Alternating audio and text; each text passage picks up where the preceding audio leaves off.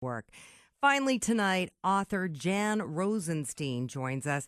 She's a licensed clinical social worker, and she also does work with the Division of Youth and Family Services in New Jersey. She wrote, "It Happened to Me," and as soon as we got her on the line, she told us that she has some very exciting news to The share. big news is that I received a phone call regarding my book, It Happened to Me, which is a book about based on the life of one of the clients I work with, a young girl who was sexually abused by her babysitter. And she wanted to tell her story, and I was motivated primarily because she wanted a voice and she didn't want to feel like something happened to her that she would be defined by that the rest of her life. So I ended up writing this book, and in the biography, I at the beginning, or in the book where my picture is, I listed that I'm a court-appointed special advocate. I volunteered years ago for the court system and was sworn in Camden County uh, to basically be eyes and ears for foster care children and report back to the judge who was making decisions for these children.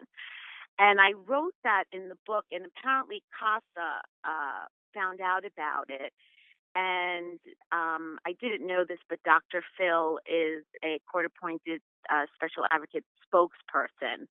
And we wanted to get on his show, and we want to promote that we need more volunteers for CASA. We're in, I think, 19 counties in New Jersey. They're in Manhattan. They're all over. They're in, I believe, one in every county. But there's not enough volunteers to represent each child, and we want every child in foster care to have somebody who advocates for them, just to make sure that the foster care homes are safe and we're not re-victimizing these children by taking them away from their parents and putting them in houses that are not, what they need to be. And CASAs do this work. And to become a CASA, you just have to look it up, your local CASA, and it's, I believe, a 30-hour training. You have to be 21 years old, and they do a criminal background check. I think that's the only thing that you really need to substantiate, becoming sworn in. And then you're sworn in, and you're given cases. And in your in your volunteer time, you go to the foster care homes and ask the children if they're happy, and you find out a lot about their lives, and then you report that back to the judge.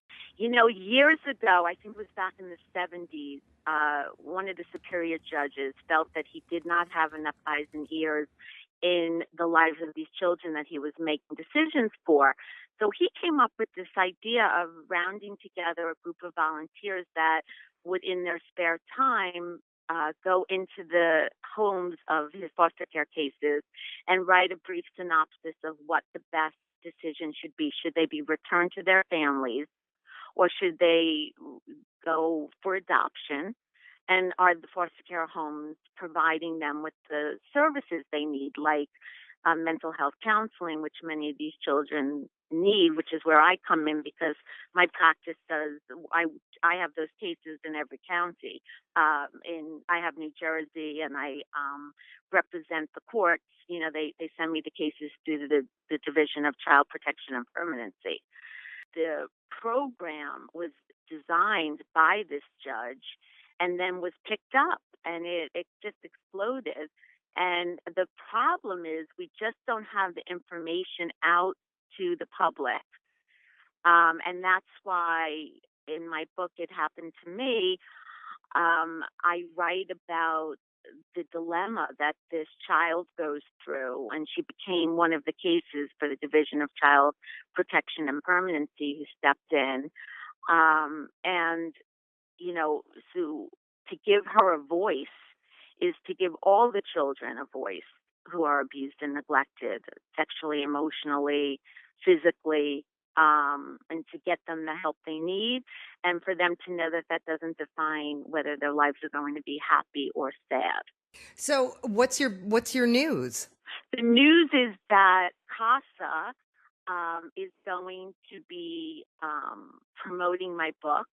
and we're going to do book signings to get the word out that we need volunteers. So I'm going to be traveling around with CASA to the different counties and promoting the book, and really more importantly, the need for volunteers. So we're excited to join forces because my book is something private that I did, but CASA found out about it, and they're interested in promoting it further through the resources that they have, so that we could get more volunteers to help these children.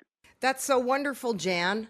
That was worth writing the book right there. It really was. Tell me what this book is about, basically, in a nutshell. So It Happened to Me is about a little girl named Journey. And interestingly enough, the client's name was Journey, that one of the clients that I work with that was sexually abused, who was 4 years old. And I love the name Journey because I think you're on a journey when you are abused, and you need to find your voice. And I think you need to not feel ashamed, but feel empowered by the resources that are available to you. Some of the people that are abused in their childhood turn out to be the most successful, wonderful people, and it's part of their journey. So the name Journey is the name of the character. The illustrator happens to be my daughter, Gabrielle Rosenstein, who is a scholarship recipient at the School Art Institute of Chicago, and who has won multiple awards for her drawings. So I was able to have her draw the characters in the book, and she believed in not having any ethnicity to the characters, because it could happen to anybody. And that's what we wanted, and that was part of the book. So she is molested by a young babysitter, and she's afraid to tell her parents because he threatens to hurt her family. And the book takes you through the lie, the pain, and the worry she had until she's able to admit to her father what happened, and then she gets help. And throughout the book, my daughter drew a butterfly because we wanted there to be a symbol of metamorphosis and of hope. And so it's not a sad book. It doesn't focus on the details of the actual sexual abuse, but more about sharing with someone else your story and not letting it define who you are. And I think the book accomplishes that. Okay, Jan, we are just about out of time, but before we go, let me remind you, there is a great need for court-appointed special advocates. That's CASA. And you can find out how to volunteer for a program in your area. Just go online, Google CASA, and then you can look for a CASA near you.